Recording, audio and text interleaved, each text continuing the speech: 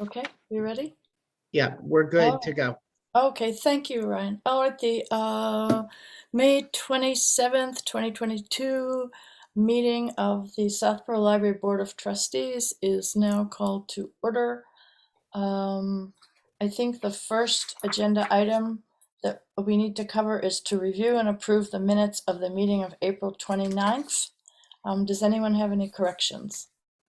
Not a correction, but just a quick question. The story walk, subsequent to April 29th, has there in fact been any other any ADA complaint, or that's still, is that still the situation? Not received a complaint? Can we, this is a really good question. Can we deal with that on the agenda item number 6? Because I think it's a long discussion. Okay. Do All you right. mind, David? Just because Okay. I think it is a longer discussion. Fair enough. Okay. Yeah, it's exists as a separate agenda item. So as far as the minutes were concerned, David, just to stick with the minutes, Okay. at the time that you guys met last time, still no ADA complaints. Got it. Okay. Okay, so thank you for that excellent question, which we shall take up shortly. Any emendations or corrections, or do I hear a motion to approve the minutes as presented? If you give, Janet just came on, so if you Okay. give her a minute, Janet, the board is currently looking at the minutes. Yes, I that were sent out. Yeah, so just if, Okay, do you have any corrections, Janet? Nope. Okay, so do I have a motion to approve? I motion to approve. Okay, Amy moves to approve. Do I have a second? Second. Okay, that is David. All right, sorry, I'm reading things that are coming up while I'm working. All right, so in order, Mr. Ekberg. Aye. Ms. Davis. Aye. Ms. Landry. Ms. Maney. I can't do these. Aye. They sound so stupid. Ms. Reagan. Aye. Ms. Yazdani. Aye. All right, the motion carries. The minutes are approved as written, and thank you to Mariana for doing them. All right, our next item of business is the director's report. Ryan? sure, I guess just to start, I'll try to go through it relatively quickly.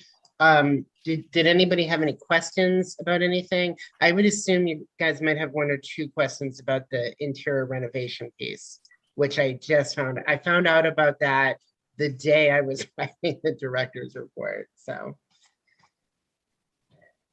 do we would just want to go right into the interior renovation because we thought we were done, and it turns out we still got that stairwell to do. That's Okay, the why very don't we- last piece. If everybody's okay with that, why don't we do that right now?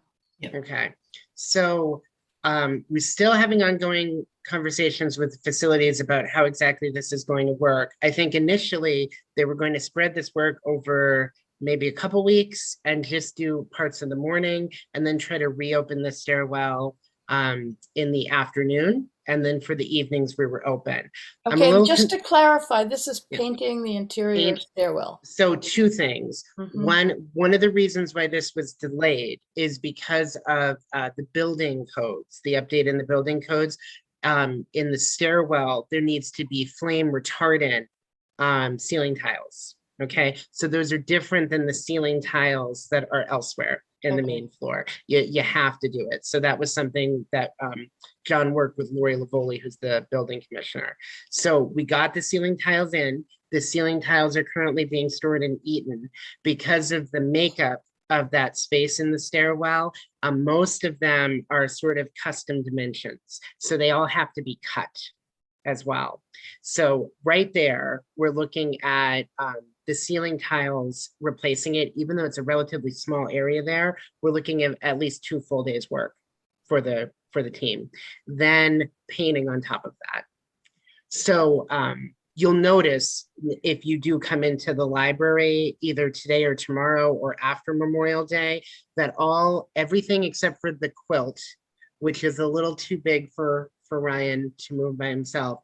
Everything else, all the pictures that were up on the sides, sort of the wings of the stairwell, they've all been removed. The historical display case has also been moved further into the main floor next to the magazine rack. So basically all of the prep work for this has been done. What I've asked facilities is to set specific dates so that we can notify the public that this work is going to occur and that the stairwell will be unavailable.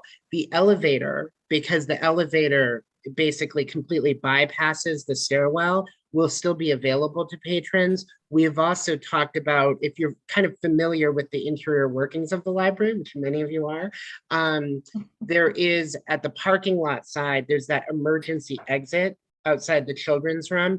There is a very narrow stairwell that goes up. So it's basically like an emergency point of egress. What we're going to do temporarily is open up that stairwell for patron access. So people, I haven't discussed this with Kim. I assume Kim is probably going to be okay with this, but we're going to probably also let the access to the children's room be open. So people will be able to, in some ways, it'll be more convenient. I mean, that's how we'll pitch it to people, is that they can directly enter from the children's room from outside, or they can go upstairs. I don't know if Kim will be concerned about children running around. If it is, we'll close the children's room door. So that's the only thing I haven't worked out yet. If people need an ADA compliant entrance, they're going to have to use the elevator, but they had to before anyway. So. All right. So yes, it never stops, Ryan. It's, I'm going to say that will take what we're looking at right now is a week. I realize that I told you at the last interior renovation discussion that we were going to be doing a bathroom for a week, and then it took something like 5 to 6 weeks. I've told him we can't close the stairwell for that long, especially right as we're about to go into summer reading. So I think everyone is properly motivated to get this work done. We also ran into, plumbing and electrical issues in the bathroom. We're not anticipating that this is going to be a problem because it's only the physical work. It's replacing the ceiling tiles. It's doing the painting. all right. That's good. Okay. Questions? Anyone? All right. Please thank John Parent, who yet again has made a second home at the library. Okay. Other items on the director's report we should know about? Oh, I do have an update. At the time of the report, we were communicating about having Greenwood come back. So I guess there were a lot of phone calls made as I checked on that. And then Greenwood was here yesterday. Mm-hmm. So I don't know if they were doing prep work. Mary had called them and they were supposed to schedule somebody to come. Instead of notifying us that they scheduled somebody just came. And they were here for most of the day yesterday. So I will hopefully have our next meeting, I think is only going to be in a couple weeks from now. So I will give an update on that as soon as I know it. John is on vacation already. And then, it's Memorial Day weekend that we're running into. So okay. I'll have more of an update, but it's positive because we hadn't heard from Greenwood for weeks. And then somebody just came out yesterday to at least look at it and start some of the work. So I think that was positive. There's a sign in front of the building, an ADA sign just directing people to, so that's in the historic entrance, next to sort of the decrepit sign, which I'll talk a little bit more about in the director's report, but that there's now an ADA sign that says the accessible entrance that's on the side of the building. So that was something that as part of the ADA improvements that they did. I just was not aware that a sign was going to go up, and they put it up right away. I think it looks nice, so it's helpful. I saw it, and just incidentally, that foam that they put it in with, John called me, and I highly approve of that foam. It replaces concrete. I think we should think about it for a lot of stuff. Like, for instance, if the pollinator garden needs signs, to put it in with that stuff, because apparently it's very stable and you can get it out fairly easily. So yeah, I would say as long as the Open Space Preservation Commission is okay with using it, I would want their feedback on any signage, because I think we kind of want that to be their proposal, right? Absolutely. So yep. you know, if it makes sense to use that. I can tell you a lot of the excess foam, because there you saw a lot of the sort of the cushiony foam material that was on the top, that has been removed. That was to keep the sign level as it was put in. So I can tell you, I don't think it's going to tip over like some of the other signs we put in over time. So there's that benefit for that material as well. Yeah, John said it was something new in the last couple of years. Yeah, I'm just learning about it. I learned about it. Marguerite and I were outside. We saw the sign and we learned about all this together. So it looked like shaving cream. And I thought, oh, this is interesting. And apparently it's really good and it's better than concrete. So there we are. All right, Ryan, other things we need to know. I'm going to continue working on the space use policy. I was at the MLA conference on Monday and Tuesday. Kim and I both were. I presented both days, which was very exciting, but it turns out it's a lot of work. So I did not get a chance to sort of draft documents. I was working a lot on sort of the presentation materials for that. One of them was on, the one Kim and I did together was on our successful story walk in Southborough. But I'll give you a spoiler. We told everybody that they should make theirs ADA compliant at the end of the presentation, which was news to everybody in that room. So I think it was helpful to communicate that to other librarians at the conference. That said, Kim and I have had initial discussions about the space use policy. We're starting to put stuff down on paper. So I'm hoping I will have something in June. I would just say, because we're also closing out the fiscal year, if you give me at least until July, I'll definitely have a draft for you. Is that okay? Sounds good, actually. Okay. I have a quick question on the Friends annual meeting. I should know this by now maybe, but do we have a token representative, or should we have a token representative there if they're electing officers, or is that already in place? Are you volunteering? If you need a volunteer, yes, but I mean, what has the past been? Have we had someone there, or is it sufficiently removed that we don't need to do it? So just to give this is good, I guess, to have a little background on the Friends, because the Friends are having a lot of activities, including the book sale coming up on June 11th. Traditionally, trustees have helped volunteer at the book sale, and that's something usually I let you guys know about. So we won't have another meeting before June 11th. The volunteer coordinator from the Friends is Diana Tremblay. So Diana is actively looking for volunteers to help out with the book sale. So if you guys are interested in this, you want to volunteer for the sale, please get in touch with me and I will connect you with Diana. We always look for people at the beginning of the sale to help set up. We look for people who can help during the sale to continue to put stuff out and to cashier. And then we also have people at the end of the sale who can help us break down. You're not required to do that as trustees. The Friends are a separate 501c3 group, right? So they're like, you know, essentially a advocacy and fundraising group of interested individuals. Right now, the secretary resigned at the last meeting, and then there's a Friends president, who's Beth Mello, and a Friends treasurer, who's Prudence Webster. Both women have done it for several years and have been very kind to the library. I believe they have some interested people who are going to run as vice president at their annual meeting and as a new secretary. So for the first time in a while, I think since pre-COVID, they'll have a full executive board if these members step forward and do that. In the past, I think we've tried to have a trustee go to those meetings as a liaison, but often the Friends meetings and the trustees meetings were back to back, right? So the trustees meeting would be on a Tuesday night, and then the Friends meeting was on a Wednesday night. They're typically Wednesdays at 7:30. Right now, the group has decided to stay on Zoom. The other, I think, important thing to note with their annual meeting is they meet in June, but then they take the summer off. So they don't meet again until September. So the meeting for the annual meeting is going to be in person. If you wanted to become a Friends, you have to pay dues. I think it's like $10 for a membership. So I don't know. We haven't discussed with the Friends having a trustee liaison. I mean, this would be a great topic. Actually, Ryan, you asked me to do it and Beth said that was fine. Oh, okay.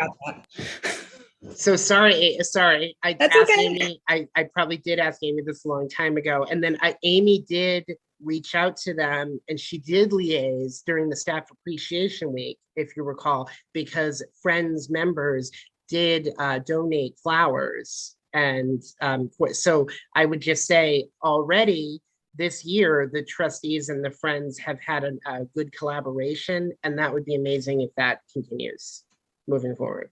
I'm And- happy to keep doing it. That's fine. Great, that's good. And David, if you're interested, I don't think it'd be a problem if you just attended a meeting or two, if you want to do that. The annual meeting is in person. It's going to be June 8th. I'll send you guys all the details. I believe Kim and I will be there that night. So if you guys Okay. want to come party with Kim and I.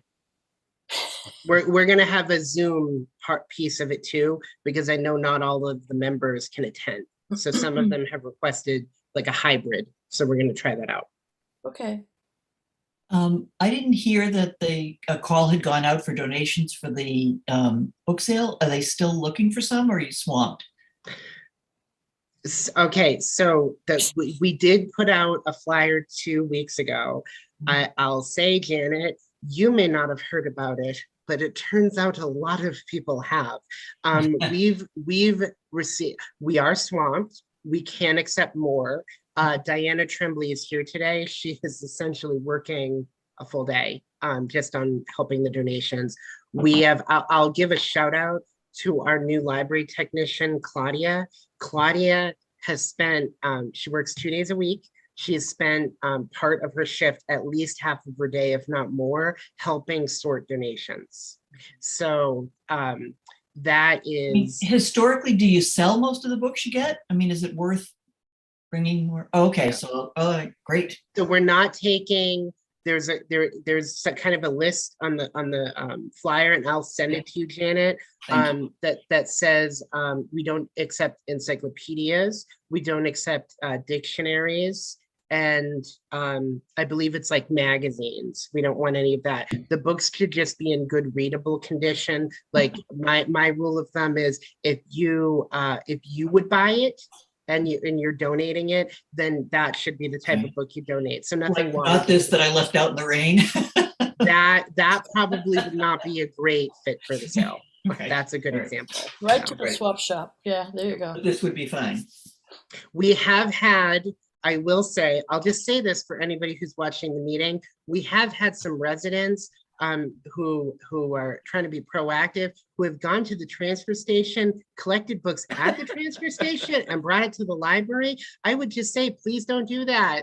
There's a lot of books at the transfer station and some of them are not in resellable condition. So just, I appreciate that people are thinking of us, that they're trying to give us inventory, but we're getting a lot. That's the feedback I can give you. But that said, all of you, anybody who's watching this meeting, we are set up to take more. So please continue to bring it in. Where should we bring them?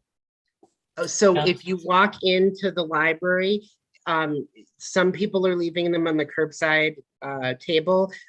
Really what we've asked people to do is leave them further down the hallway. So kind of where we have the lid guides and then the free book bags, where those have traditionally been, you can either leave them next to the table or on top or underneath. In some cases, we've had people leave them all of those places. So. Oh, go ahead, Janet. No, that's it. Okay, I'm good. Ryan, speaking of book bags, those were really successful. Do we have more for this year? Yeah. Yeah, we have some out there now. So we're just, a lot of people have taken them, but we're using those for discards. So we're trying to clear out some of the discards so we have more room for donations. So it's, when I tell you that dealing with the donations in the past 2 weeks has become its own job, I'm not minimizing that. They've needed support from me and from some of the other staff. And then we're also going in, because we've gotten so many books in pristine condition, we have looked at swapping out some of our like heavily utilized fiction and doing that with the book sale. So the Friends are okay with us doing that. We've checked. So that's been positive too, because some of our old books are going to look brand new. Which is great. Yeah, Which is good. great. Where are the unsold books going after the sale? Either to a trip to the transfer station. We work with a local domestic violence shelter in Mhm. Marlborough. We've talked with some student groups that might need books. And then some of them just get put back in storage for the next sale, which will be at Heritage Day. That's going to be the Oh, next big Good, sale. good. Do you want children's books too, or just adult? We in particular want children's books. Oh, I So got a if whole you have bag. any All ready to children's go. books, yeah, so children's books, because at the sale, if a child attends, the friends give every child a free book. So not one book per family, but one book per child. Yeah. So if you have like 3 or 4 kids, definitely come to the sale, you can claim, all the kids can claim a free book. Great. Okay, that's good. Any other items in the director's report that we should know about? The only thing, I will send this after the meeting, but we did receive a very nice notice from John Warren, who's the chair of the Choate Fund, on getting, so that dilapidated sign I mentioned in the front.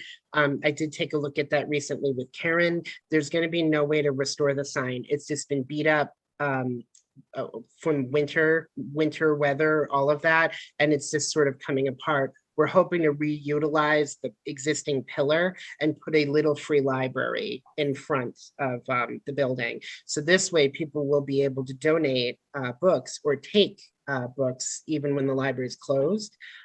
So there's a pre-built one that we selected. The Choate Fund awarded money for us to purchase that.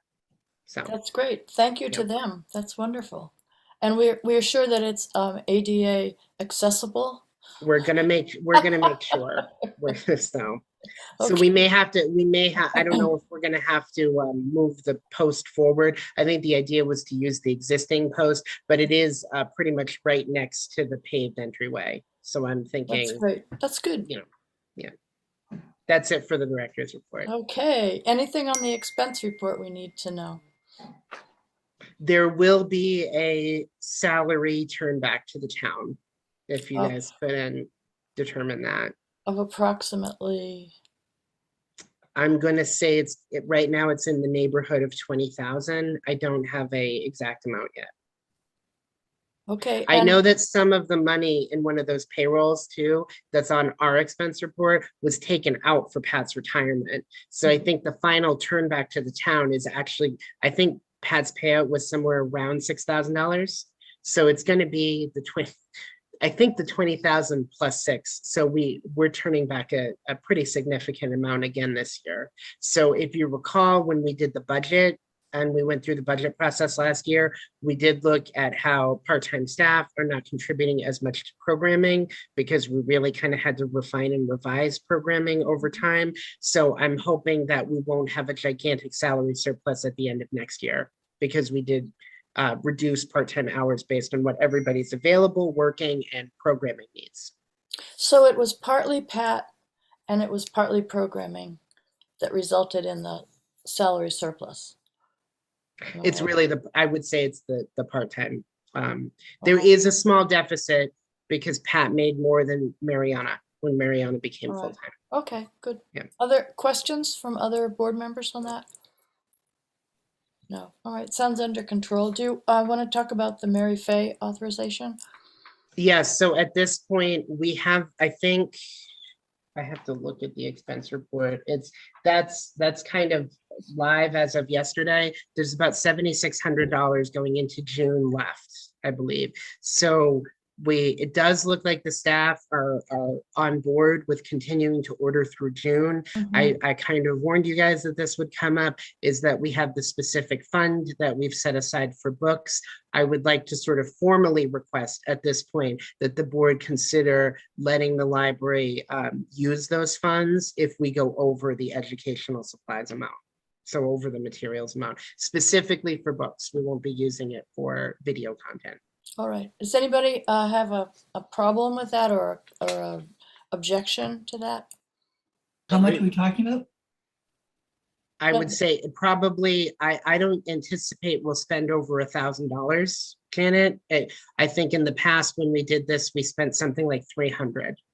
It'll be for whatever bills come in after, kind of we exhaust that amount. Okay. And this would come from the state reimbursement fund? No, so there was a trust fund called the Mary Fay Fund that was set up specifically for the library to purchase books. Okay. Yeah, it was many, many years ago and it was restricted. The townhouse holds it. How much is in there? I think, I want to say 20, but it was Oh, it's 20 like less. 10 years ago. Yeah, I think I it's want to say more than $10,000, Janet.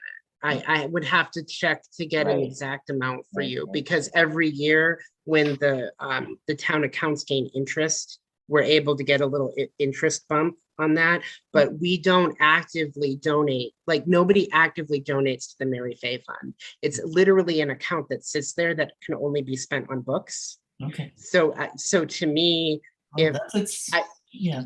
It went Un- in the 1930s, and because it's restricted, we were not able to directly combine it with our other assets. But it's the town invests it um, in the same type of investments that they do all of their. And I keep forgetting the exact name. It's not the group. Whatever it is, but it has the logo of the state on it, and it has the unfortunate icon of the Native American for its. So I think it's worth, because you guys have to vote on. I'd like you to vote on this if you're okay with that, but it's worth I think rebroaching this briefly for this meeting, right? So you guys have all the facts. Is that typically around June 7th, I have the staff stop ordering books because we have to close out the fiscal year, right? So what I need is all the bills by the end of the year so that we can pay them and then we can close everything out. If the bill is dated in June, June 30th, right? And then we're already in July, we're already in the new fiscal year. I don't have the ability to pay the bill anymore, right? So there is this sort of encumbrance process, but you have to know the specific amount of the specific bill because of the way Ingram ships books. That can be very difficult because we place an order of like one cart, and then we sometimes get 10 individual bills. So part of this is the way that our vendors bill, which is something I've tried to work with them on. And there's not a lot of flexibility, I can tell you guys. So this will allow us to not disrupt and take a 3-week break from purchasing. Is that we literally have a trust fund set up specifically for book purchasing that year to year we don't use. What I'd like to start doing is, if possible, to utilize that fund so that we don't have a disruption in the ordering. Yeah, I was going to say, I think that makes a lot of sense. I mean, that's exactly the purpose of this fund, is for books. And if we can use it to get through like the end of the year and not cause huge issues with invoicing, I think that makes sense. They do a similar thing at the library where I work. So, if it sounds like you're not looking to deplete that fund, so it seems like it will last us for quite a few more years. But, at some point, maybe in the next 5 or 10 years, it might be depleted. So I think maybe just on a longer term outlook, we should consider either fundraising or finding other ways to fund a trust fund to be able to continue to give us this discretion and wiggle room for ordering at the end of each fiscal year. We've also, the other thing I'll share with you is that a fair amount of books over the past couple of weeks from Ingram have come in damaged, and that has allowed us to gain up, I would say, a little bit of a credit on the account. Some of the books were able to circulate. I would say some of them were not. So the credits that exist at the end of the year, we also apply those during the sort of the closeout of the fiscal year. So I would just say that gives us added flexibility. And I'm not asking for authorization to use the trust fund to spend all the money. So I think that's worth noting, right? Is that we just want to be able to utilize it if we have to, if that I makes have a sense. question. Why, to you, Kim, why would we want to build this fund up? You said fundraising to add funds to this. I mean, for us, I think it's nice to have that fund, to have that flexibility for Ryan to use. And I mean, it sounds like it could last us 10 more years.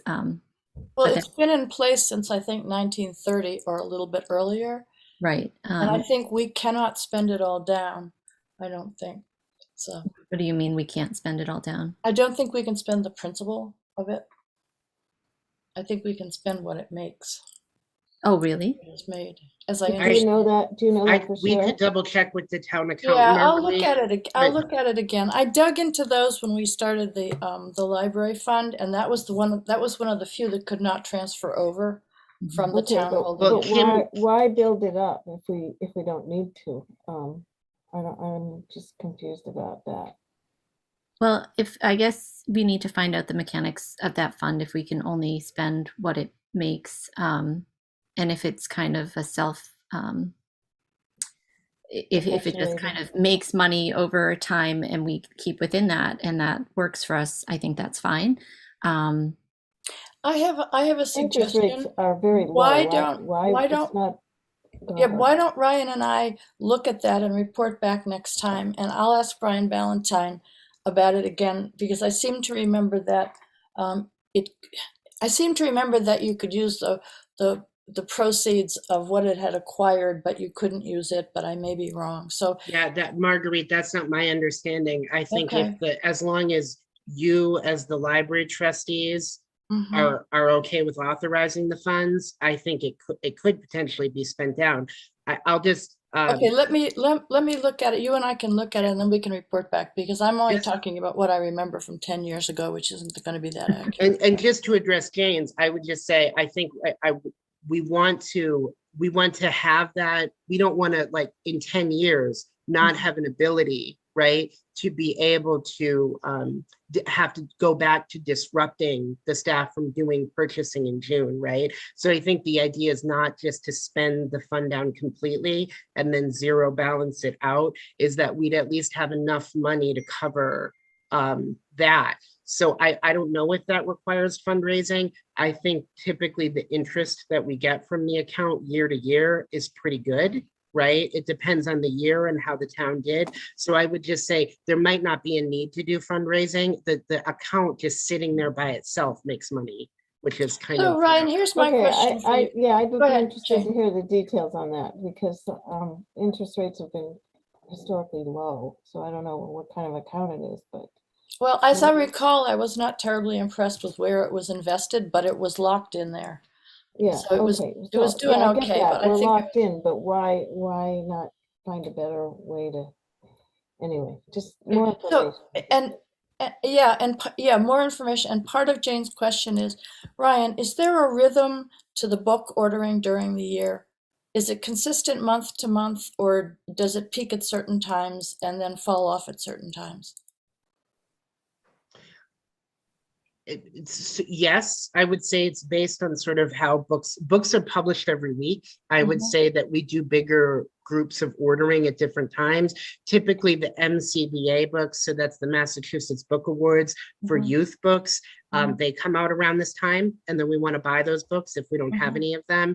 And then in addition, there's usually a big summer push for books because there's like beach reads, right? There's a lot of people who do sort of like pleasure reading. So typically June is a month we want to order a lot of books, and then we usually have to wait until July. So there is a little bit of a disconnect. We have patrons who come in who want newer books, and we have to tell them it'll be available in a week or two. So You know. to Kim's point, it would be good to be a little bit more flush in the book ordering budget, exactly when we're not. It would help us statistically. We wouldn't have to interlibrary loan books as All much right. during this period. Okay. And I think it's a decision with Ryan and the board. Like if we do deplete funds and have no kind of extra funds to be able to transfer for book ordering at the end of the fiscal year, we can make the decision to say, like, okay, we'll suspend ordering as of June 7th and not order anything until we get, the next purchase order for the next fiscal year. It sounds like that's not ideal and not what we would choose to do. So I'm just thinking, like, in the longer term, thinking about what trust funds or extra funds we have to be able to cover this time, should we choose to. Yeah, and Well, as I have no argument with that logic. I'm just saying to build it up. If you needed $300 this year, It's clearly June, July, late May, June is when you're doing a greater volume of ordering.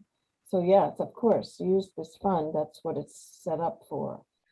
I guess my question is, aren't there better ways to collect money so that you can spend it than this? That's all. I'd like to know more about this trust account that's being held by this townhouse. Yeah, and honestly, sounds Jane, Kim and I did reach out to Brian Ballantyne to find the definition of the fund, which took a Mhm. little bit of time for them to track down. So I would agree. I mean, I need to understand more about how the funds are set up and how the funds work. And I think, you know, I'm not traditionally a finance guy, but I'm happy to talk to the town's finance people and be able to set up meetings with you guys. You do have a fiduciary responsibility to the library and to these accounts, and you should have all the information. So I Okay. think that's a good idea, Jane. Yeah, I think this is, I would come with you. I'd like to know more about that. I mean, Kim, Okay. I have no argument with your logic. I just think where we can make the best investment would be Okay, good to know. because I never throw anything out, Uh-huh. I have the town statement for the Mary E. Fay Fund for the year of, what year is it? 2011. There was $10,000 in it at that point, and it was restricted, and it's invested in something called the Massachusetts Municipal Depository Trust, which I think pays a little bit more than, say, a savings account. It's what the town invests in. It's very conservative and safe. The dividend and capital gain summary for 2011 was, I think, the total amount of capital gains on it was $32, which This as is we old know, information. I think we need to have. it some- was $32 for a year it made. It was okay? 2011, okay? Yeah, right. So So to- anyway, well, so it this walks is into good. a very conservative, whatever it is. 10, 11 I'm years sure it's later. any municipal fund is safe, but let's get some more current information before we. Yeah. Right, I but this looked is up the where it balance is, for you right? guys. Yeah, Did you want to know the balance, the current Yeah. balance of the Yes, fund? please. We Yes, can, please. let's enter it into the record. It's $15,945.76. wow. I don't believe there's been any active donations since Marguerite just read that that statement from 2011. So that gives you an idea of how much money and interest it's made over time. Which is fabulous. However, this fund is not donate-toable. We would have to set up another entity. Okay, This was in Mary Fay's will. She gave the money in her will. okay, we can move on. We'll do a little investigating. How's that? Well, we need to take a vote, right? Yes, Oh, I move yeah. that we authorize Ryan to deduct monies from the Mary Fay Fund as he sees fit. I second it. Okay, Right, Mr. Ekberg. Aye. Oh, Ms. Maney, Aye. Ms. Reagan, Aye. Ms. Yazdani. Aye. Okay, and who did I forget? Ms. Davis. Aye. Okay, so I think it passes Ms. unanimously. Landry, did you Oh, vote? Ms. Landry, sorry, you knew I would vote for that. Okay, so you're authorized, Ryan. Thank you for taking charge of that. I think our Thank you. next, This was a valuable conversation to have, though. I think getting information about these accounts is a good idea. So, you know, again, it's something I really had to try to get that definition. It took several weeks with the town accounting team. So I think moving forward, you guys should have all the information about this. So Can I just suggest if there's any other little funds out there that we maybe make a list? it's just that, and then you mentioned the state aid. Yeah. And then sometimes they set up accounts for like grant funds. So like when we get an LSTA amount, but those typically are exhausted year to year once the program is done. I believe we have a donations account, Janet, as well. So there's really three. There's a library donations account, the Mary Fay Fund, which is restricted just for books, and then the state aid account. Okay. So those are like I give you the list. Those are the three. And I get quarterly reports from the town accountant on the balances. Okay, thank you. And Janet, in answer to your question, there were 6 originally that were held at the townhouse that were transferred over to the Southborough Library Fund. There was a New England Telephone, there was Buck, there was another Fay. What's the Southborough Library Fund? That's our 501(c)(3). So there is another fund. Yes. So there's the state aid, the Mary Fay, and then this library fund? Yes. The library fund is part of a community foundation nonprofit setup, though. It's not a municipal account. That It's is our not fund. Friends, it's If you, separate. no, it's not Friends. They have their own. So if Okay, we I guess I'll fund- put a request in again. Can we have a full list? I just Um, gave you the full list. What okay. Marguerite's talking about has nothing to do with with that. Yeah. The Southborough Library Fund is the place where if someone donates to the library and they don't want to do it to the Friends, they do it to the Southborough Library Fund. How much is in that fund currently? I don't know right now, maybe 60. 1,000? Yeah, it was for building originally. It started out as we want to build. Ah, like for our upcoming edition? Yes. Yes, Jane Smith started that, or she was president when that started, and that was 10 years. That was 2011. Okay. It was 11 years ago. So you said Southborough Library Fund, state aid, and what was the third one, Ryan? The Mary Fay. So the Okay. Southport Library Fund is not it's not a municipal account. So, Right. Okay, so yeah. again, I have to clarify that. Marguerite's bringing that up, but it's not part of the municipal fund list. There's a state aid account, right? That's the money that we get when I file the paperwork. The state Mhm. reimburses us for ILL expenditures. So Mhm. I also have a one sheet from the state that I can give you guys that talks about what state aid is. And, it's for any library related purposes. Then there is a library donations account. So when somebody makes a donation and they write a check, for example, to the Southborough Library, Mhm. those checks come in, they have to get approved by the Board of Selectmen, which is a weird financial rule. So they Okay. have to put it on their consent agenda, sorry, the select board. So the select board has to approve those donations, and then it goes in a specific library donations account. And then there's this Mary Fay Fund, which was a restricted like bequestment, right? Like it was a bequest from, It was in her will, right? yeah. So like basically like an almost like well, I don't know what an endowment fund is, but like that, it was like set up and there was an account as part of that. And those are the 3 that we get the quarterly reports from the town. From the town. Yeah. So aside from the town, there's this library fund. Are there any other funds that are come under our umbrella?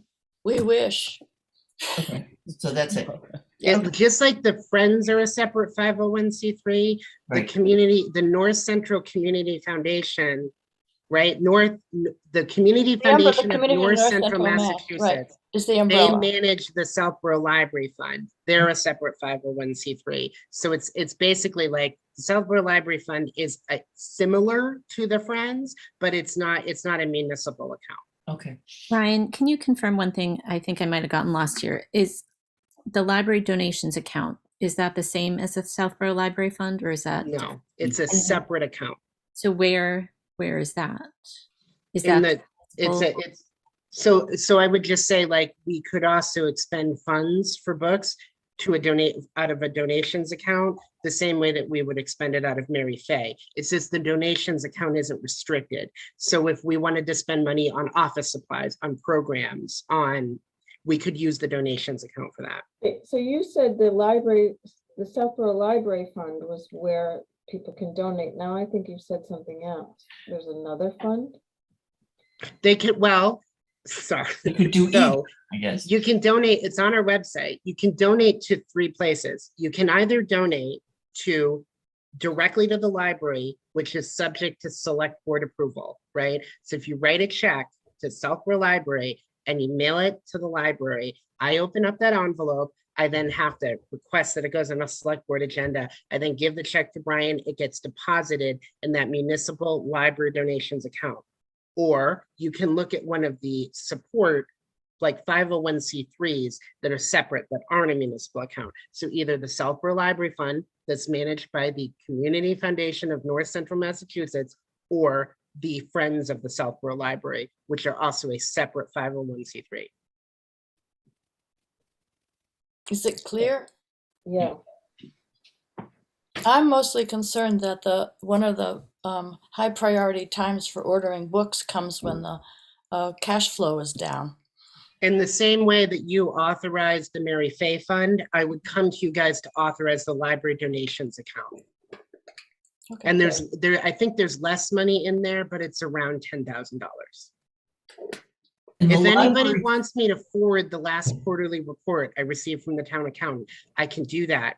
It also includes grant funds. So if you guys want to sit down and talk about it, because I think I send it to Kim Regan because she's requested that I do. If you guys can all get it.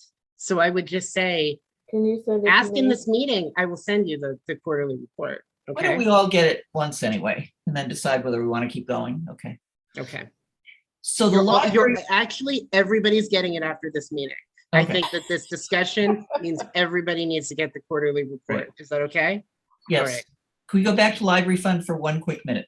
Yeah. So this was set up years ago. It was a compilation of different funds that were out there, but there wasn't any So actual what fundraising. happened was this: the trustees were feeling a pinch because we needed actually money to do a drainage study because the library kept flooding, and we didn't have the cash to do it. The Friends didn't have the cash to do it. And Jane Smith had drawn up a list of all the funds that were library related that were being held by this Massachusetts Municipal Depository Trust. And Brian Ballantyne had the list, and I went to him and I said, we would like to take the ones that we can and put them into a 501(c) so that we can fundraise. And we sent out a fundraising letter after we had switched as many funds as legally we could. We had about, I don't know what, maybe there was a New England Telephone Fund because they'd paid to use the parking lot. There was one called Buck that was about 100 years old. There was another Mary Fay that we could transfer over. There were about 6 of them, and they came to about, I don't know, maybe 30 grand, maybe 20 grand. I forget. I've got it all right here.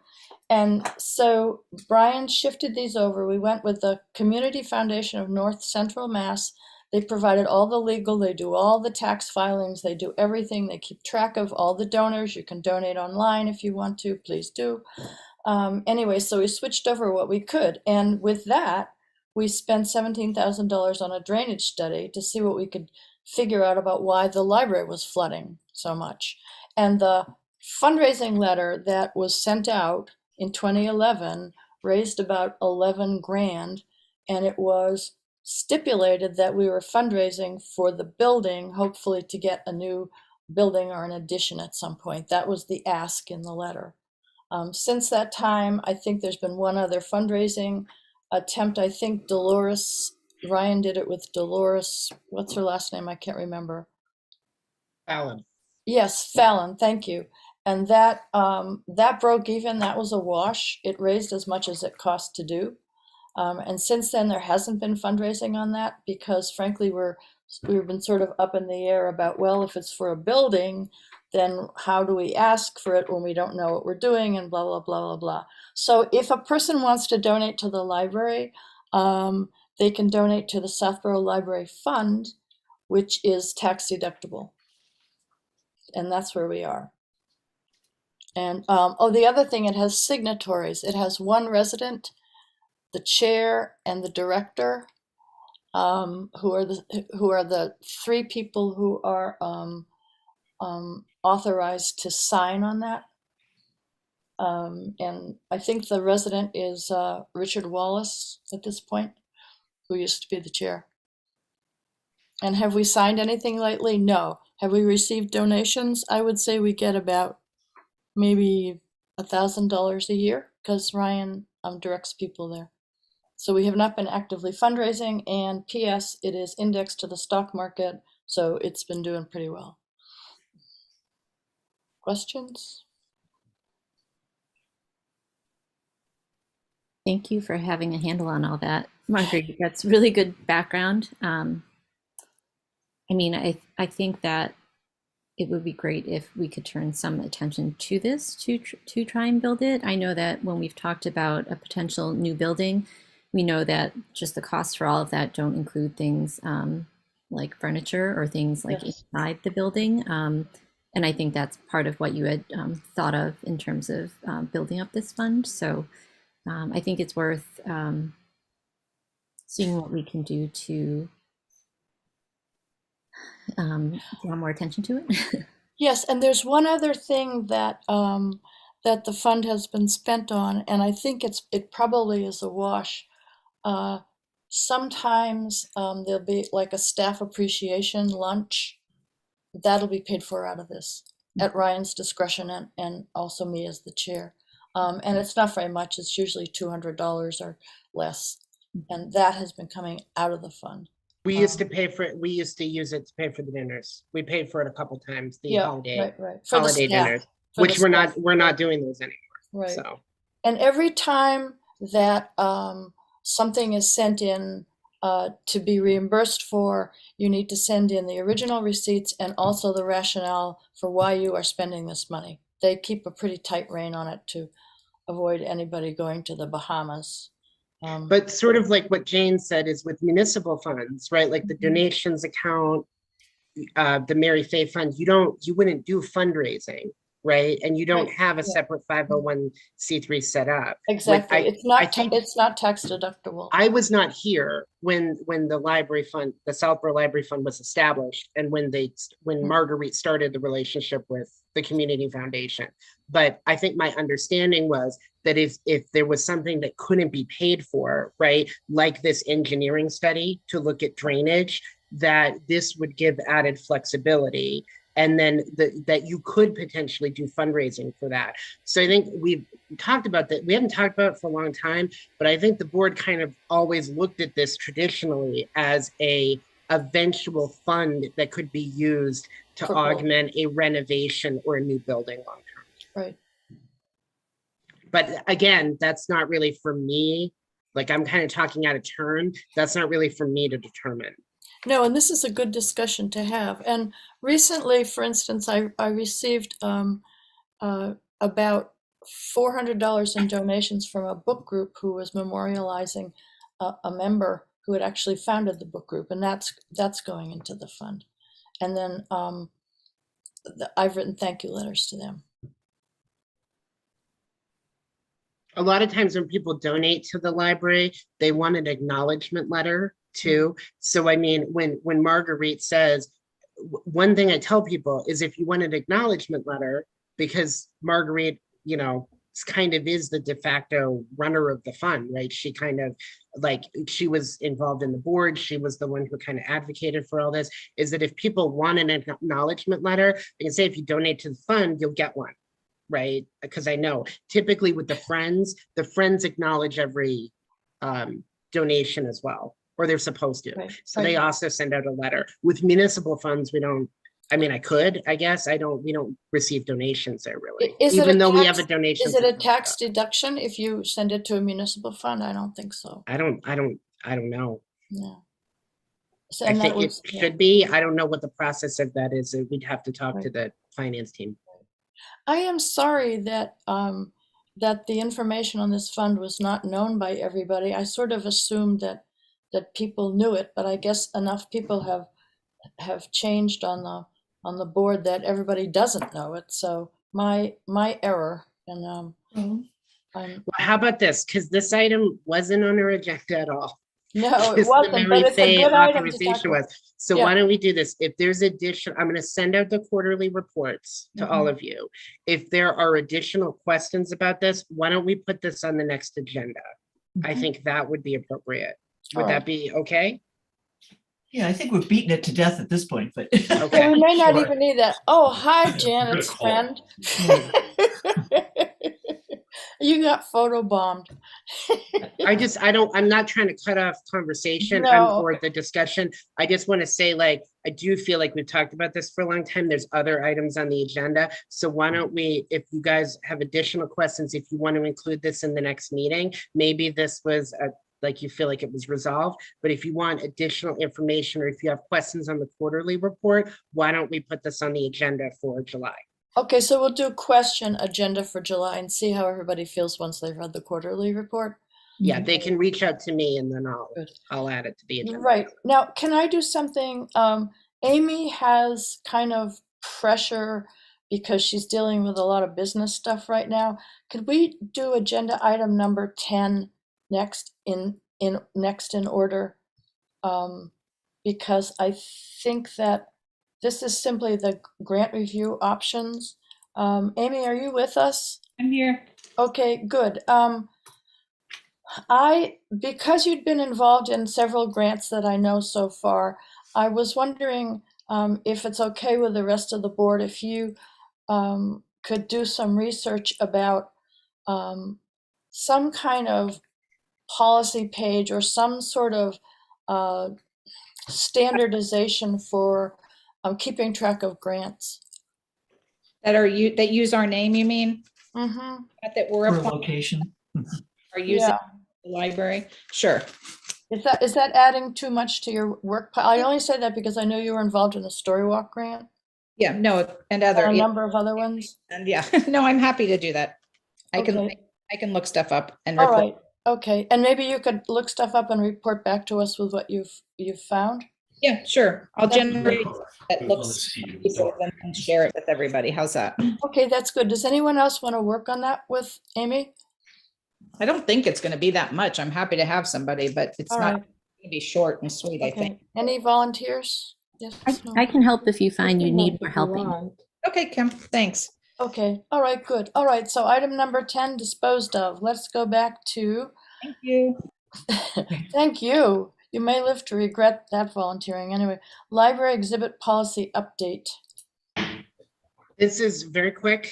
I am working with an interested resident who would like to exhibit art in the building. In reviewing the exhibit policy, it only applies to the meeting room or to the Eaton room, I should say. So, which we're not actively using as a meeting room. What I would like to do is just sort of look at revising the policy to make it apply to the entire building. So a lot of it is going to remove the specific Eaton room references. So it won't be a Eaton room exhibit policy, it'll be a exhibit policy. So, I think we were looking at making it very specific when it was first started. Now kind of making it a little bit more generalized is desirable so that, we have added flexibility with the exhibitors. Do you have a time frame? This won't take me very long. I'm hoping to have a draft for you for the next meeting. So Okay. July. Anybody have any comments, suggestions, complaints? No, I think it sounds like a great idea. Yeah, I mean, that way Ryan has something to refer people to if, we can't just slap your stuff up on the walls. We have to have a procedure, how long, that we're not responsible for it. Everything he's, offered makes perfect sense. What's the story with the glass case that is newer, that is downstairs, that has exhibits in it, often from the schools? Right now we have this kind of came up because of that too. Mhm. There's a resident right now who's displaying a personal collection of like robot memorabilia, right? Little kids really love the love it. robot display is what we've learned. So I did have him sign the exhibit policy, but what we did was we crossed out Eaton and we put SCAC display case because Okay. it was partially funded, mostly funded by the Cultural Arts Council. Mhm. So that was, instead of just like, scribbling on the form, I think it would make more sense to specify on a general policy level. So he was okay with that. I think he understood that. We generally don't have residents who want to display in our case. It's been a collaboration with NERI and doing art shows. So we're hoping to continue that, but I just think that the exhibit policy has applications even for the case. So, Okay, you know. good. Just wanted to make sure. It sounds like the robots were a big hit. There you go. Thank you to the kindly and generous donor of the exhibit. All right, so library exhibit policy update, the Public Accessibility Committee. This is the dreaded story walk discussion. So to answer David's question from an hour ago, we have not still to date received any ADA complaints regarding the story walk. This was on the agenda for Monday's meeting. I was planning to go, I said this in the last trustees meeting, I was planning on going to the Public Accessibility Committee's meeting on the 16th. They had to cancel their meeting due to lack of quorum. So then they rescheduled it for the following Monday, which I believe was the 23rd. That was one of the days I was in Hyannis at the Massachusetts Library Association conference, so I could not attend. I'm hoping, I guess, to attend their next meeting. I don't know if they're planning to put the library on the agenda again. To tell you where I'm at with all of this is that I have not been able to connect yet with the building commissioner, whose name is Lori Lavoli. We're hoping to do a tour of the story walk. So basically we're going to go out on the grounds. We're going to look at the specific code, I guess, code deficiencies, right, of the both of the Architectural Access Board for the Commonwealth, but also for ADA in general. Apparently they're different. So we're going to talk about those. We are still committed. I found out, I think I said last time, we had talked to John about this. We talked about developing a plan with facilities. This would actually fall more under the purview of DPW. So I had to reach out to Karen Galligan. I said, we're looking at different options for what we would do to make the story walk more ADA compliant. So we're continuing to have those conversations. We're committed to looking at them and to finding a path forward. I think any proposal that we come up with, we're going to have to come back to the board. We're going to have probably a lengthy discussion about what we want to do. You know, I don't think that this is going to take a compressed time frame. So I think what has been happening is the Public Accessibility Committee has been putting this on the agenda and they just keep doing it every month, hoping that progress is made.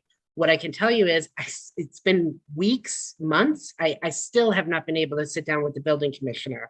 I'm busy.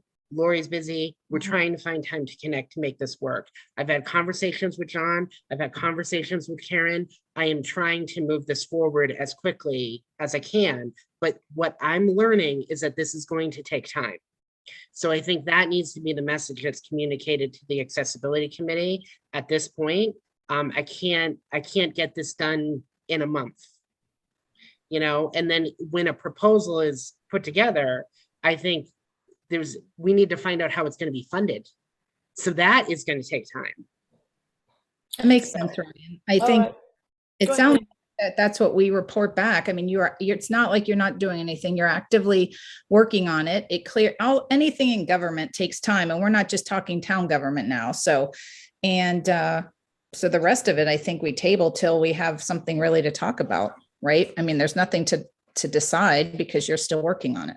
I mean, this might be an update item we have to put on the agenda so I can tell you what progress has been made, if any. Maybe the update is that at the moment, there is no update. I mean, this is kind of what we've had to do with the facade restoration is, you know, we made this a standard item. Sometimes there was a lot to update you guys on, sometimes there wasn't.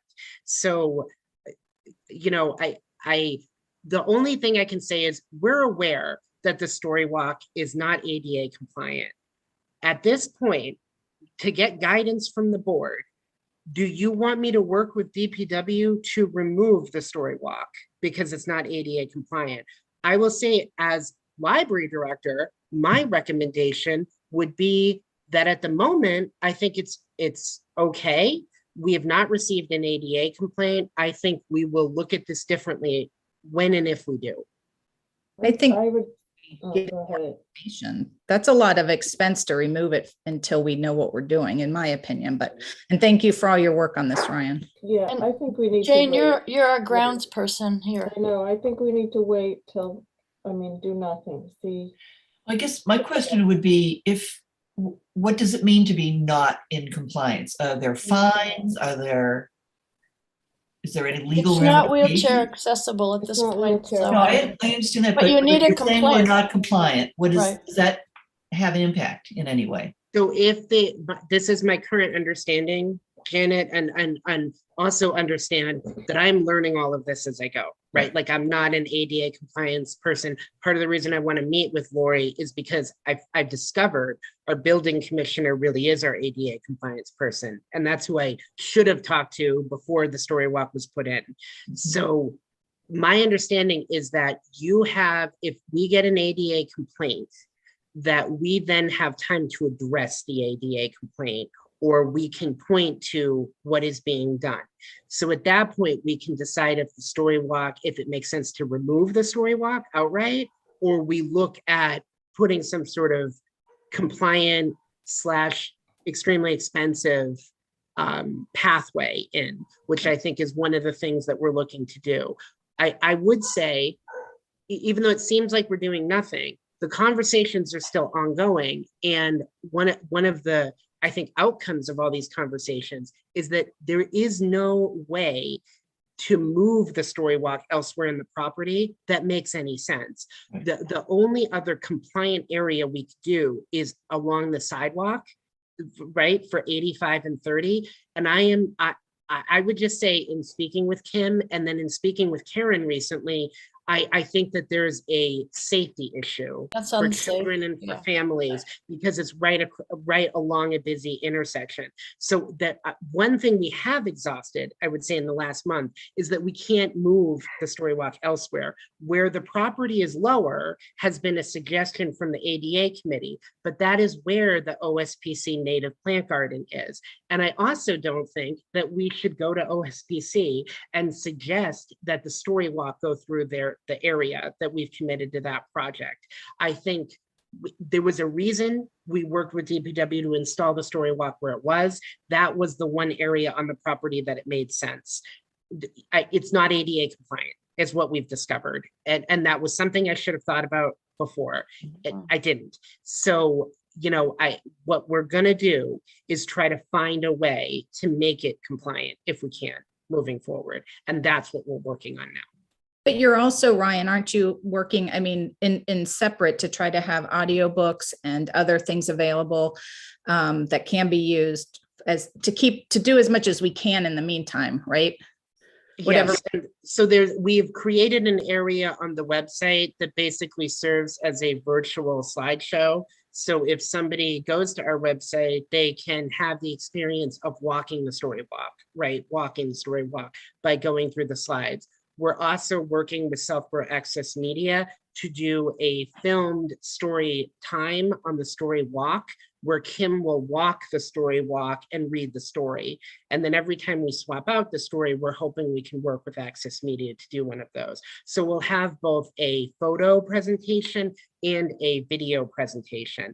That doesn't absolve the fact that physically the story walk will not be in compliance. Yeah. So I have not been able to talk to the Public Accessibility Committee. I've not been able to go to it hasn't lined up that we were invited to a meeting or that I was able to go to a meeting once we were. They just have continued discussing this issue. So, I mean, they're kind of talking about the library and not with the library. So another thing I think we have to do moving forward is connect the two groups, whether or not you want me to go as the designated representative and just start having these conversations with the committee.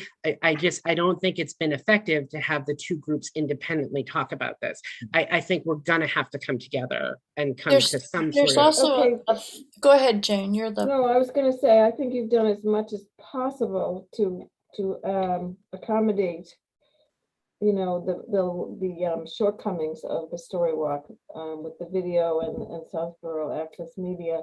And I'll go with you to the accessibility meetings if you want, if you can tell me if you're able to go. I will go with you if you can tell me when they are. Yeah, I'll let you know as soon as I know when the next meeting is, Jane. Okay. and to throw yet another piece in this, if the park to the north of the library grounds ends up containing a history walk, which is hopefully in the plans, there's a possibility that where the history walk goes could also be made into a story walk, which would be flat, which would be accessible to unsighted, which the current one isn't, nor would it be if it had a path. so that the other options are that it could be using the same flat piece of walk that a history walk would use. So that's yet another consideration it's in the mix. So I think I just have a I mean, I understand we're trying to do everything to mitigate it and whatever, and but we're not going to be able, it doesn't sound like we're going to be able to make it compliant. And I'm just wondering legally, if we know it's not compliant, whether we can still have it open or whether we're supposed to like block it off so nobody can use it. or tear it up and just throw it away. Well, I know that that would be the end result if nothing else, if we can't do it, but I'm not sure that we can just sit and say it's not compliant, even though we're doing all sorts of other stuff. So And still leave it- Janet, I think I can respond to this accurately, which is that there is no action that needs to be taken until a formal complaint is filed with us, the town, me. The Public Accessibility Committee has brought this to our attention, but they have not filed a formal complaint, right? Against they are the town, right? They're Yeah. a town committee. So we haven't, to my knowledge, nobody who's wanted to walk the story walk has not been able to because of the compliance issues. So at the moment, we don't have to take action because we're not actively responding to a complaint. I think the minute that we get a complaint on the story walk about it not being ADA compliant, we're going to be having a very different discussion. Okay, then we have to either shut it down, take it out.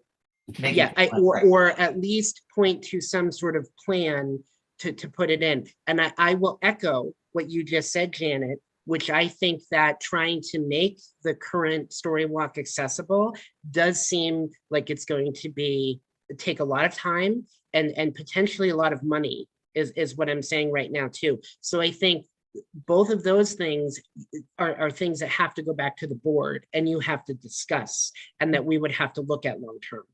So are all the other story walks in town, have we tried to talk to them? Because there are several, and I'm wondering, like, you know, how we all, like, if there's a way everybody works together to try to get this fixed. The schools have them, don't they? Beals Farm, but that's not a town entity. School has one, there's one at Finn, one at Woodward, one at Chestnut Hill Farm.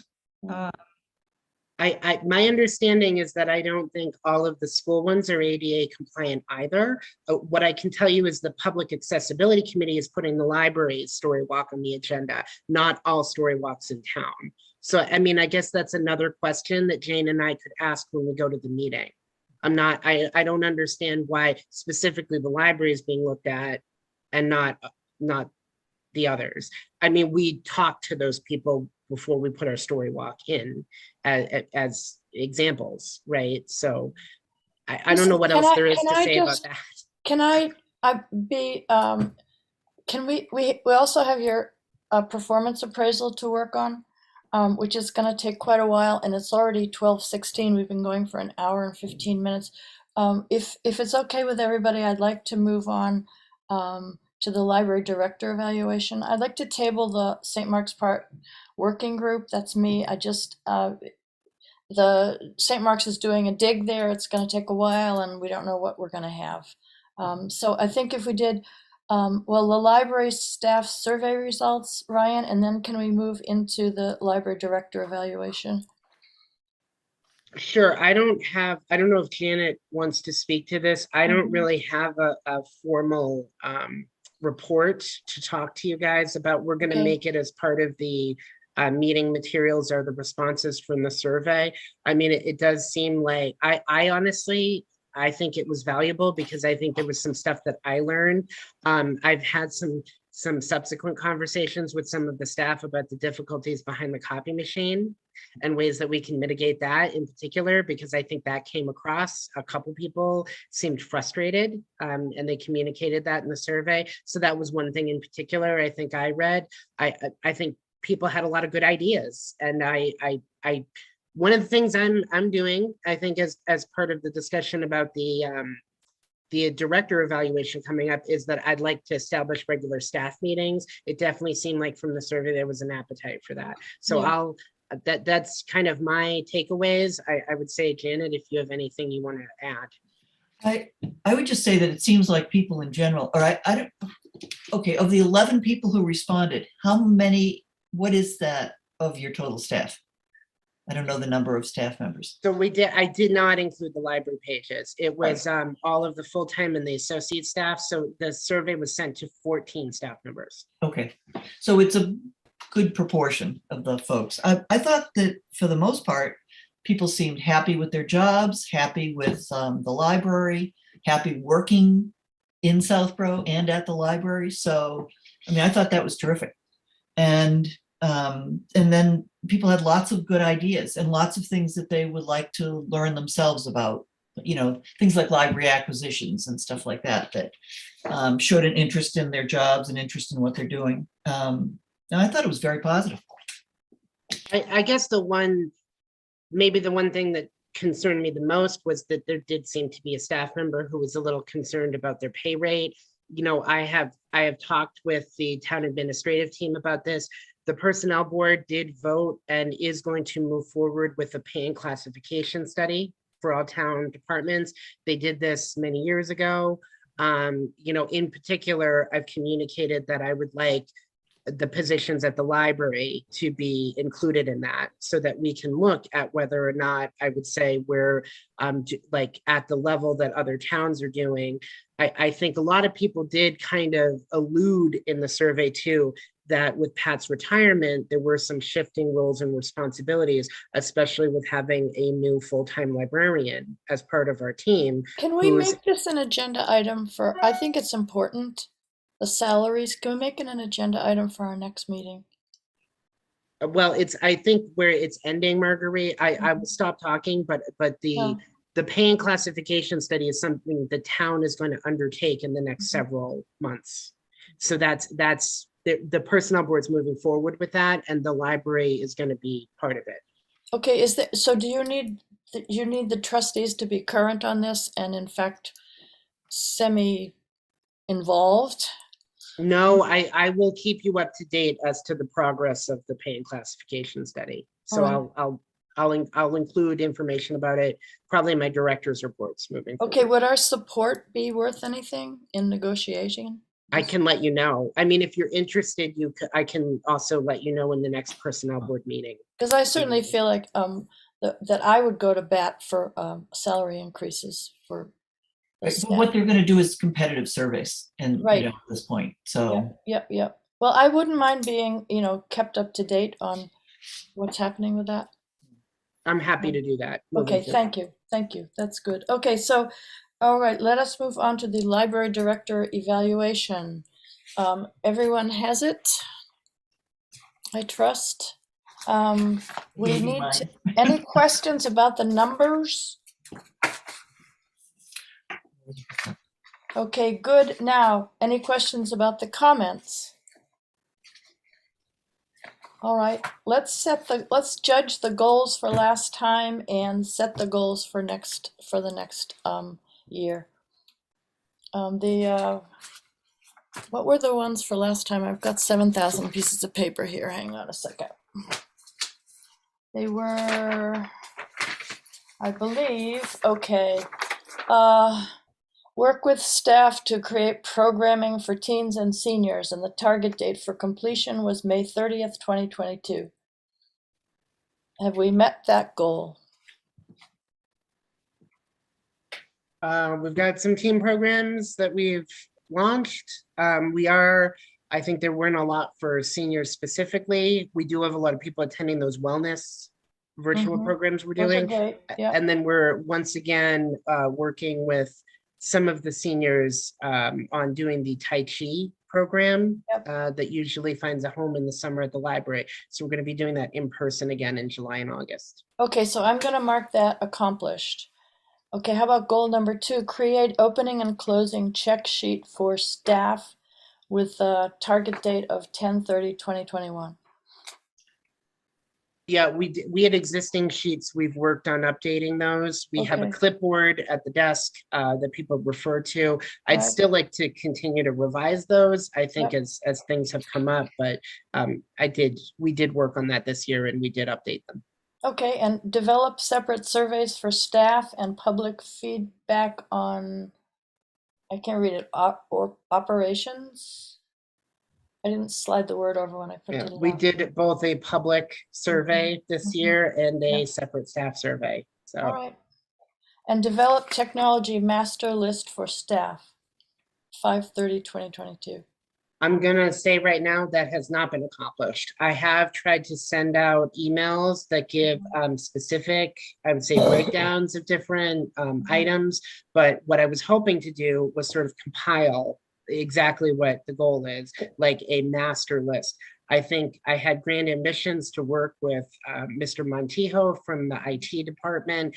What I've really identified is that since he has been trying to hire members of his team in IT, and that just has not materialized. I know that he was hoping to hire somebody that I could work more directly with. There were a number of people that I think became finalists and then moved on to different positions. So it just Okay. hasn't happened yet. So I think I can still work on this sort of independently, and then hopefully include IT once that becomes a possibility. Okay, so is this still necessary as a goal? Or is this a need that no longer exists? No, I think technology is only becoming more and more important in the Okay. library. I would All right. just say, I'm sorry that this goal was not achieved in the last year. I think it should probably still be a goal in the next Well, evaluation Okay, period. we'll call it extenuating circumstances with the IT crunch. How's that? Okay. All right, now, goals for next year. I had one suggestion, which is Janet's, which I unfortunately am not able to read. Do you remember what you I was thinking? Nice Identify critical Um, space needs, both for long-term planning and current adjustments. okay. And then, The other one was get the preservation restriction done. develop and finalize a preservation restriction for the Right. library facade. Okay, others, and I know there was I- staff meetings, right? I always say, Janet, because this has been a goal, I think even from before you were on the board, is just, I will do everything in my power on my side to make that happen. But just bear in mind that that preservation restriction we've learned requires a lot of cooks getting in the kitchen, right? So Yeah, but I think we're on the path now. I think we I might be do. able to do this one this Yeah. year. And I like the idea that when we look at my evaluation next year, that hopefully we have good news. Check. That's what I'm Yeah. hoping, yeah. Okay, so we have 4 options up. Staff meetings, which I think we can all agree is something that you want to implement and can be done and measurable. And what do we do for a target date for completion on that? May of next year? Sure. Okay, so 5/2023. And develop a technology master list for the staff. I think we can all agree that that's a good goal to carry over. Same completion date or earlier? Let's give me more time on it. Okay, because we're basically okay with waiting that. for another IT hire before you can do that, right? I mean, I just want to review it with them and get their take on the things that we should know. I mean, one of the big things I'm going to do is just have a master list of all the passwords everybody Okay. needs. yeah, that That's sounds not- good. All right, now, did anyone else put in goals and I haven't seen them yet? David, no. Kim, no, because we're going to talk about it. Amy, no. Me, no. Janet has those. Any other goals that people are concerned would be good options for the year? I just What put about down- that space needs study? Should we have that be a goal? Space needs for long-term and short-term? No? I thought that was one of the goals, right? Isn't Well, I it? suggested it, but. Yeah, okay. Yeah, the suggested goal. technology. What does everyone else think? David, what do you think? Oh, I think that, yeah, I think that's very important and should be included, yes. All right, Jane? Muted. Amy? Yes, I agree. I Okay, agree. all right. And then Janet, obviously, since you wrote it down. Okay, so, okay, number 1, staff meetings. Number 2, develop technology master list for staff. Identify critical space needs both for long-term planning and current adjustments. Okay, completion date for that. Want to do May 2023? Marguerite, can I ask one thing? Oh, Kim, sorry.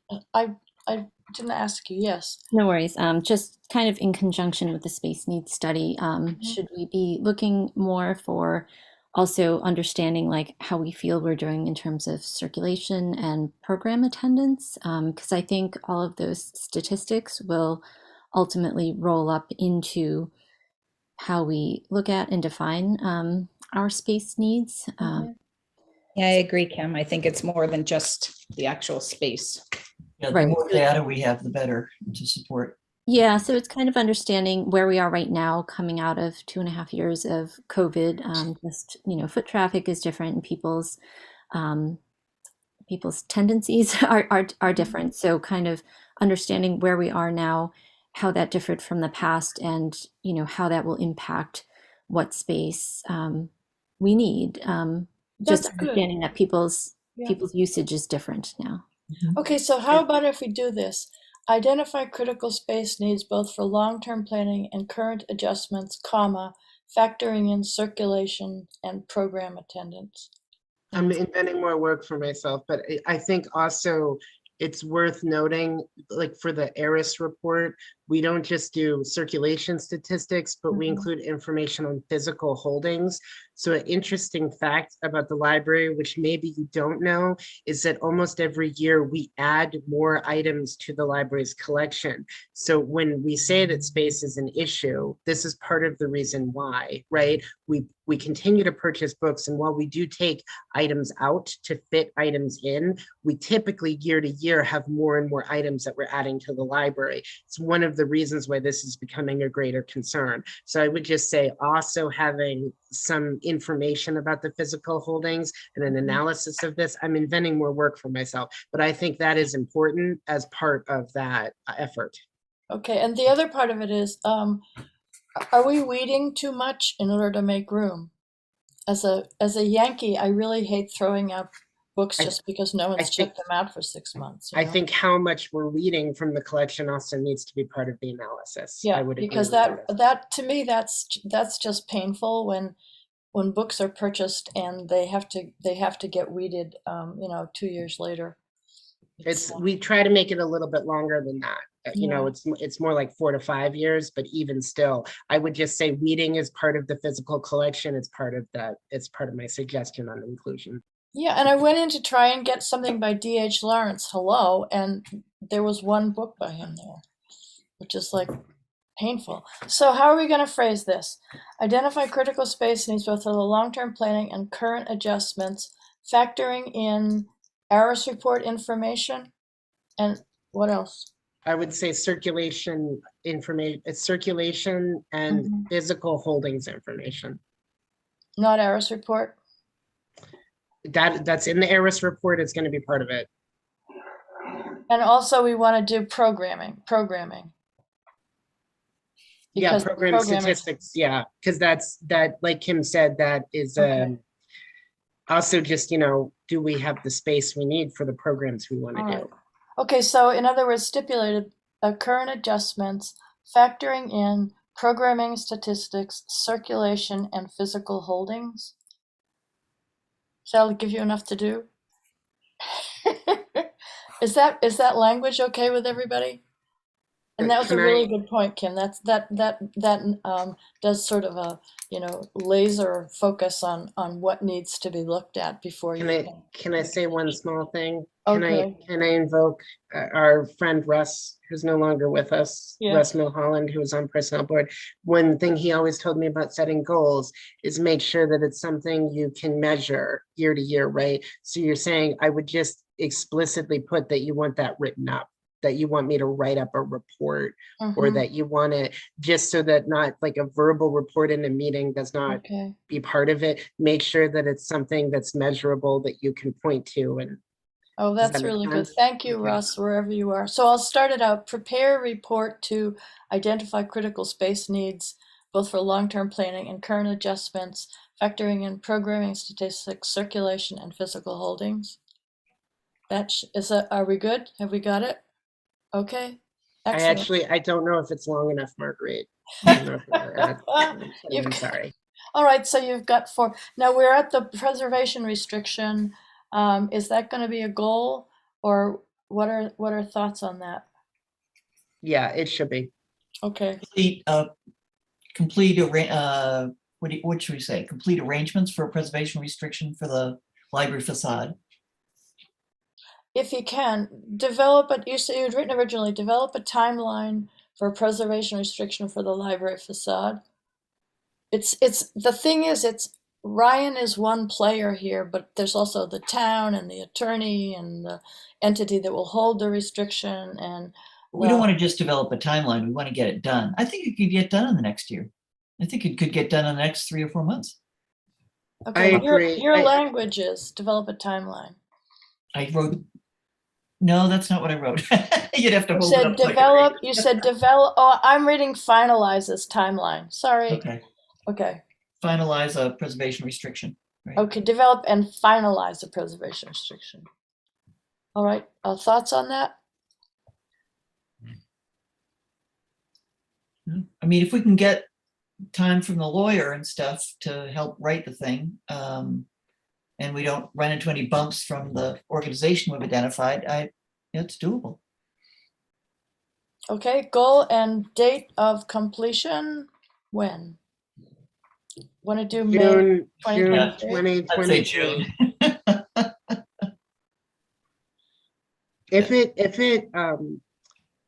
If I may, Mm-hmm. you're okay, Janet, with just my feedback. Yeah, the goal is your goal to write however you want. I would just say, I think finalized preservation restriction sounds good and succinct. I would just say the development of the actual language of the restriction is probably going to be more the lawyer than me. And then I just have to coordinate all the parties, right? I have to get the people in the room that need to talk about it, like CPC, you guys. So I like finalize. If you want to put develop and finalize, it's fine. I just with the understanding that the lawyer is probably going to be doing most of the writing. Right. Well, that's the part of it where you are a coordinator, but there are a lot of elements that are out of your control. Right. All we So, can do is our part, you know. so develop, we don't know. How about coordinate and finalize? Okay. Sounds good. All right. Can I read my own handwriting after this? No. Okay. Coordinate and finalize a preservation restriction for the library facade. And I'm going to do a drop dead date for May 31st, 2023, which is all we can do. Okay, good. Thank you everyone for your input. I think we're good now. Any other comments that people want to add to the performance appraisal? No? Excellent. Okay. I will Congratulations. include employee comments. All right. I'll meet with Marguerite. I'll send her those so that they can be integrated. I don't know, that ends up being part of the final element. I'm happy to send my employee comments to all of you. I will just say, I think that this is the best employee evaluation I've ever received in my entire time here, and you guys were very kind to me last year. So I would just say thank you. I love my job. I'm looking forward to hopefully doing an even better job for you next year. And your staff is very happy, which speaks very well Yes. of your Big abilities. achievement. Yeah, that must have been nice for you to hear the feedback. Yes, yeah. Well, you know, we're going to start regular staff meetings and we'll see how they still feel. Well, those are going to be tough, right? You want them, and then when you have them, that's the next survey is going to be, why do we have to do staff? Why do we have to go to Right. staff meetings? There's too many staff meetings. So every time I turn around, there's another staff meeting. Do we have any public comment? I see that Sam Stivers is in the audience, if you can call it that. Sam, do you have any comments for us? Would you like to be forwarded?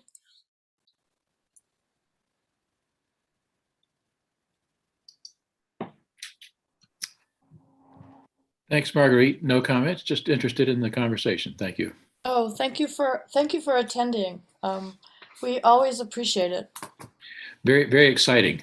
You should serialize this on Netflix or something. Yes, it's we can hardly contain ourselves anyway. So listen, thank you everyone for all the work you've put in on all the different pieces of the running of this library. I have to say, Janet, thank you for the HR part. Thank you, Kim, for your pointing that up. Jane, glad you're back in one piece and that you'll help with the history walk. David, thank you for bringing up the part about the friends and the need to connect with them more. I think this is a great group, and I just wanted to say thank you for all the work you've done for the library. So there we are. Oh, thank you, Marguerite. I think you do more than anybody else on the board. I try, God knows I try. And so do I have a motion to adjourn? No, because you didn't make a motion and you did not approve my evaluation. Sorry, Oh, Marguerite. we were so So you busy do- doing kumbaya Yeah. with you. So Okay. I'm just saying, if you don't do that, if it's me, because I thanked all of you, which I should have done after there was a motion to Yeah. approve. So let Oh me my just say, God. sorry, Okay. you guys aren't quite done yet. You have to do that part. Oh, okay. Motion to approve the director's evaluation. A motion to approve. That's Amy. Do I have a second? Second, That is David. Okay. I have to do it again. Trustee Landry, aye. Trustee Eckberg, aye. Trustee Maney, Aye. Trustee Astani, Aye. Trustee Reagan, Hi. and Trustee Davis. Aye. All right. Congratulations, everyone. We've finished another successful evaluation of our fabulous director. Ryan, don't listen to that. You'll become very egotistical. I will sit with you and finish the last parts of that. Now, do I have a motion to adjourn? So moved. All right. Do I have a second? Second. All right. All right. Trustee Landry, yes. Trustee Eckberg, Yes. Trustee Maney, Aye. Trustee Reagan, Hi. Trustee Astani, Aye. Trustee Davis. Aye. All right, it is 12:40 p.m. and the meeting is adjourned. Thank you so much, everybody. I know you do a lot of work for this. Have a good weekend. Yes, you too. Everybody have a very happy Memorial Day weekend too. Thank Long you. weekend. So thank you for spending Friday with the library. Couldn't think of a better way to do it. Okay, take care. Bye. Aye.